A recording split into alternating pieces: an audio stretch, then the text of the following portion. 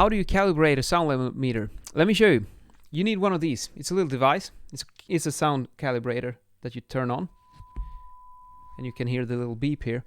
So it gives off a known signal here. It says 1 kilohertz, 94.0 dB. So what you do with this one is that you grab your microphone and you insert this little thing here. And now you can see on the display there that you get. Actually, I should have put it on the other side of my screen and just realized. But anyways, it shows like this. Oh, it's moving around a bit. There, stay. And now we go into the calibration mode on the meter here. And then we can see here 93.7. So actually it's a bit low, and then you can adjust it here with this plus and minus signs in order to get the correct level. So it's pretty simple way to make sure that you got your reference levels right. Because if you're gonna go out in the field and measure sound levels from, let's say, installations or something and compare them to the regulations, it's very important that your microphone is showing the correct value, so you don't say that this apartment failed, it's too loud, but in reality it's just your sound level meter that is wrong. It might be good results anyway. But another thing that's important to know about, I mean, with this is a professional sound level meter. It's like the highest class, best quality there is. What do you get when you go for these professional ones compared to a cheap one that you can buy? Anyone can buy them for, I don't know, it's $100, $200 perhaps. Maybe there's even cheaper variants. The thing is that when you're going to measure sound pressure levels that are loud, let's say you have a signal time, and then you have sound pressure level here.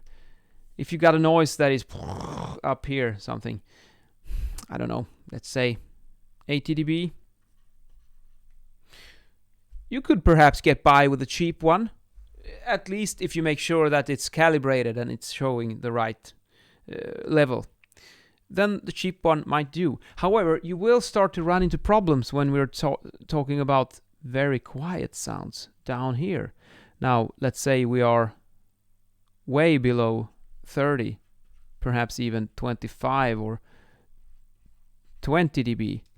Now you're going to start to run into trouble with your cheap sound level meter, because that one, you'll always have like a noise floor in the device from the electronics. If it's cheap electronics, they're going to produce more noise, and that can result in that you could be fine in the measurement range above the noise floor of the cheap meter. Noise floor cheap, I write. And then if you compare that one to the Pro, let's go with the neon pen. Maybe the noise floor is down here on this bad boy. So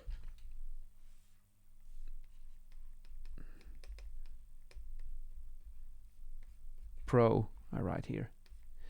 So I think you might see where this is going. Now, if you want to measure really, really quiet sounds, you can't do it with a cheap one because it's got this little noise going on inside it.